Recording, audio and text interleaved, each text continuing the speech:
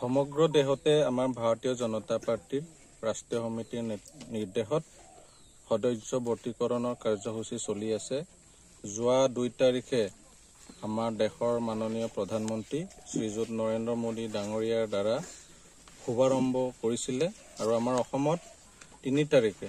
অসমৰ জনপ্ৰিয় মুখ্যমন্ত্ৰী ডক্টৰ হিমন্ত বিশ্ব শৰ্মা ডাঙৰীয়াই শুভাৰম্ভ কৰিছিলে আৰু এই কাৰ্যসূচীৰ আৰু ৰাষ্ট্ৰীয় সমিতিৰ নিৰ্দেশত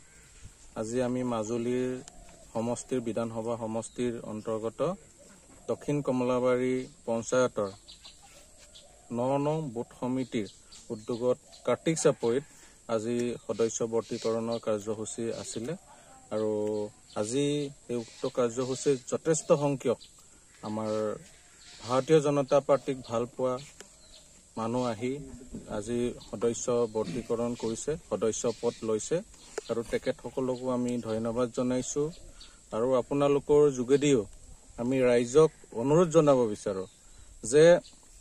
ভাৰতীয় জনতা পাৰ্টিৰ পক্ষত থাকিব লাগে আৰু ভাৰতীয় জনতা পাৰ্টিয়ে ৰাষ্ট্ৰ নিৰ্মাণৰ যি কাৰ্যসূচী বা ৰাষ্ট্ৰ নিৰ্মাণৰ কাৰণে যি পদক্ষেপ গ্ৰহণ কৰিছে এই ৰাষ্ট্ৰ নিৰ্মাণৰ কাৰ্যসূচীত আমিও অংশীদাৰী হৈ ভাৰত মাতাক আমি বিশ্বৰ বুকুত প্ৰতিষ্ঠা কৰিব লাগে আৰু অসমতো আমাৰ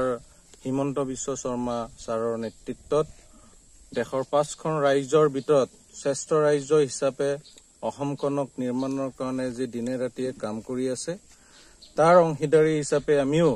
ভাৰতীয় জনতা পাৰ্টিত যোগদান কৰি আমি হিমন্ত বিশ্ব শৰ্মা ডাঙৰীয়া আৰু দেশৰ প্ৰধানমন্ত্ৰী ডাঙৰীয়াক আমি শক্তিশালী কৰিব লাগে আৰু আমি সকলো ৰাইজক জনাব বিচাৰো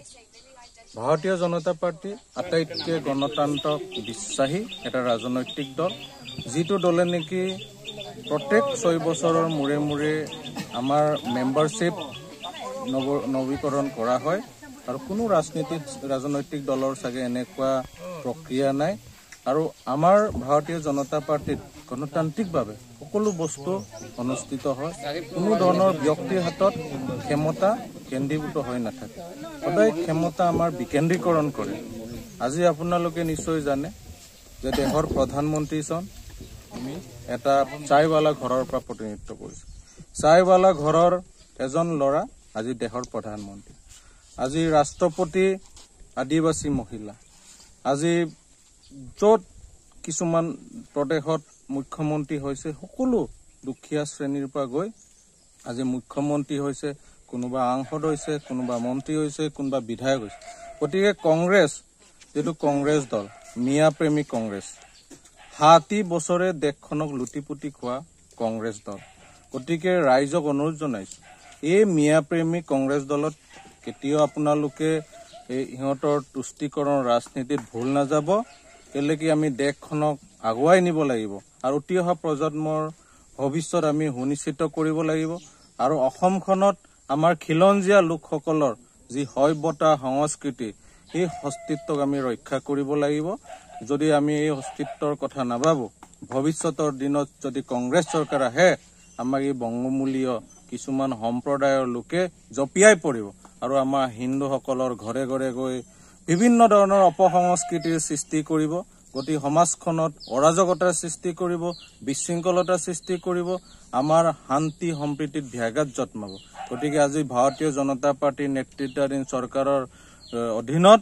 আজি অসমত বসবাস কৰা বিভিন্ন জাতি জনগোষ্ঠী সুৰক্ষিত কোনো ধৰণৰ আন্দোলন নাই কোনো ধৰণৰ প্ৰতিবাদ নোহোৱাকৈ আজি শান্তিৰে অসমখন চলি আছে এটো অকল সম্ভৱ হৈছে ভাৰতীয় জনতা পাৰ্টিৰ নেতৃত্বাধীন ডক্টৰ হিমন্ত বিশ্ব শৰ্মা ডাঙৰীয়াৰ নেতৃত্বত বিজেপি চৰকাৰখনৰ দ্বাৰা গতিকে সকলোকে এই আপাহতে আমাৰ ভাৰতীয় জনতা পাৰ্টিলৈ স্বাগতম জনাইছো আৰু যিসকল এতিয়াও ভাৰতীয় জনতা পাৰ্টিৰ সদস্য পদ লোৱা নাই সকলোকে খুব কম সময়ৰ ভিতৰত আপোনালোকে সদস্য পদ লৈ